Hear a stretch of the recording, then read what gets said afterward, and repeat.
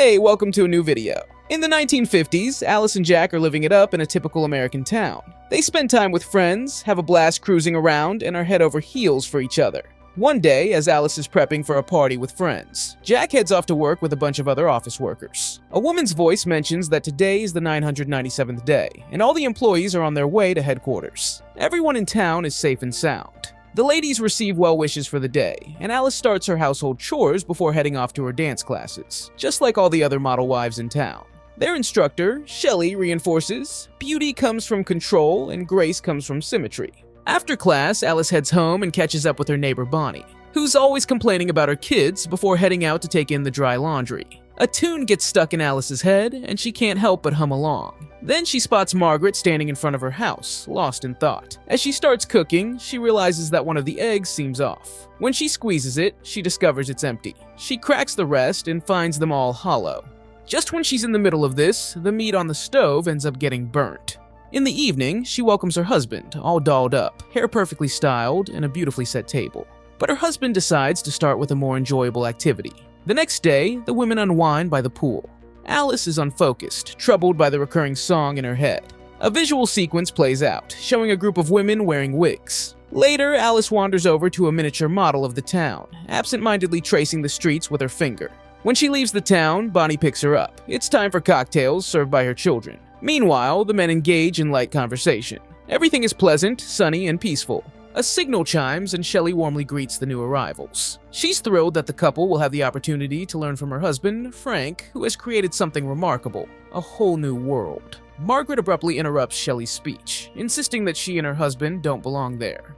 Alice's husband quickly guides her away, and the recently arrived Frank apologizes to the guests. The couple is going through a challenging time, striving to pursue their dreams and conquer the chaos, which they see as the main obstacle to progress. Together, they will change the world, echoes Frank's words among the guests. Everyone is full of joy. They are all one big family.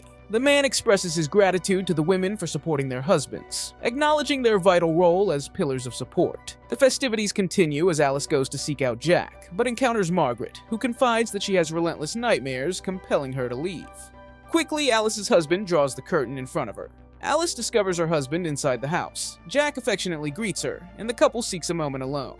However, at the most joyous moment, Alice catches a glimpse of Frank, smiling as he watches their intimate moment. Later, the ladies meet up at the mall and start chatting about their ideal lives, especially feeling bad for poor Margaret. Alice shows sympathy for her neighbor, while Bonnie believes she got herself into trouble, considering she took her son out into the desert alone. Margaret was found, but her child was missing. The discussion shifts to the men's activities, with rumors suggesting they're making weapons. Bonnie interjects, that's not their concern. Women also work and create comfort. That night, Alice has a nightmare.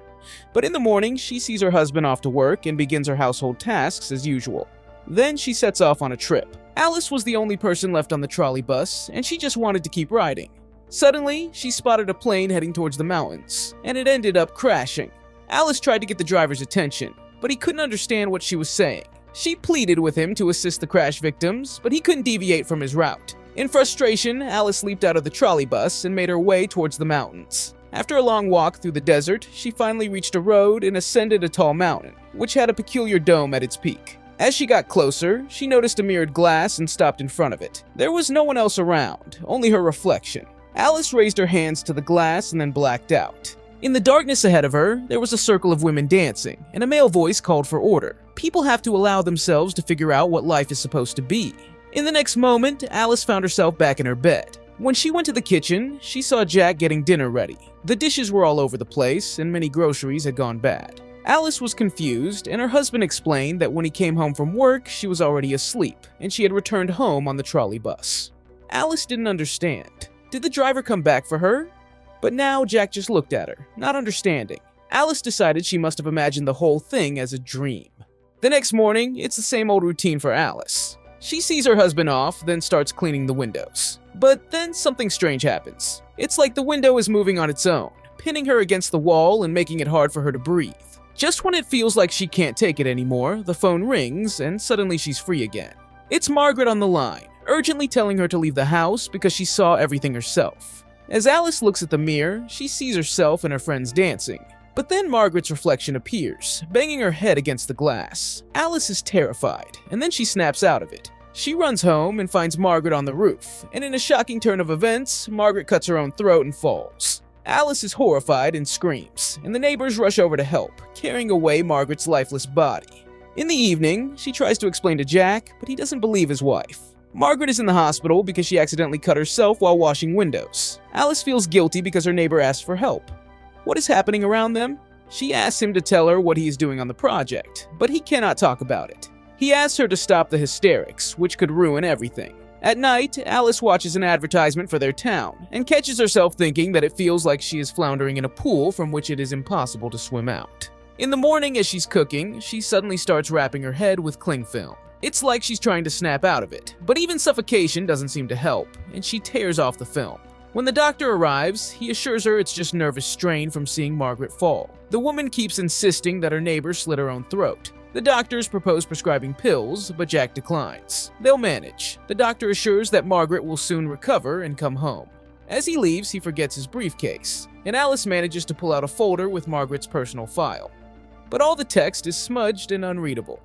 So Alice burns the folder. She then drinks alcohol and sees dancing women again. Next thing she knows, she's in the bathroom. Jack is unhappy. They will be late and he brings her a dress. Then he asks Alice to think about having a child and tells her they have a wonderful evening ahead tonight. The couple shows up at the restaurant and they find all the townspeople already there. A glamorous blonde performs for the audience, and Alice catches sight of the circle of women and Margaret taking her own life again. Feeling queasy, Alice goes unnoticed by those around her. Frank gives a speech and invites Jack on stage to congratulate him for joining the senior expert council. He presents Jack with a loyalty ring, and the audience cheers as Jack performs a grateful dance. Unable to watch, Alice dashes to the bathroom and has a vision of another Jack who has lost his job. Bonnie is confused when she finds Alice. Alice is trying to explain something, but Bonnie interrupts her. Is Alice at the headquarters? Has she lost her mind? She's behaving like a spoiled child. Her role is to support her husband, but she's jeopardizing his career, and now she's acting just like Margaret. As she returns to the hall, Alice watches Jack's triumph and tries to hold herself back. In the morning, Jack reminds her about the evening guests. She needs to thank Frank. Alice welcomes the guests with a big smile. Everything is perfect as usual. Her husband meets Frank while Alice finishes the appetizers. Frank then enters the kitchen and starts chatting with Alice, expressing regret that Bonnie and Margaret didn't believe him. He's been waiting for a challenge for a long time. The guests take their seats at the table. Alice purposely takes the main seat, and Jack obediently sits next to her. The conversation about nothing starts. Suddenly, Alice wonders why all the women in town hail from just 1 or 2 states and always vacation in the same places. Jack tries to change the subject, but Alice persists, noting that they all met their husbands under similar circumstances on a train. She suggests that their stories sound rehearsed and questions why they all remember things the same way, with occasional forbidden memories creeping in.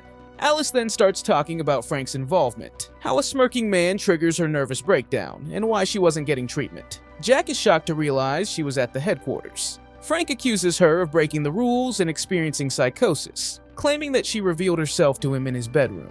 Despite Alice's disbelief, Jack sides with Frank. The conversation takes a turn as the woman appeals to the guests' common sense, asking about the origins and contents of certain products. However, the situation escalates when Shelley decides she won't tolerate her husband being insulted. The guests depart, leaving Frank disappointed that he didn't elicit more interesting responses. Jack sees everyone off and then heads back inside the house. Alice opens up to him about how much he means to her and suggests they leave together anywhere.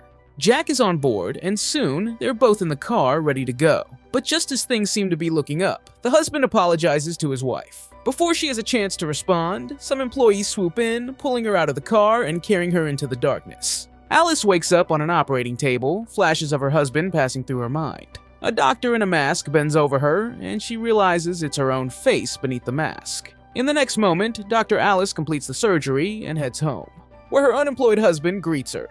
He hasn't made dinner because he wasn't sure what she'd want, and there's no hot water. Exhausted from standing at the operating table for 30 hours, Alice refuses her husband's advances. He sits at the computer and listens to an ad for a new simulation. Then it's another sunny morning in Paradise Town.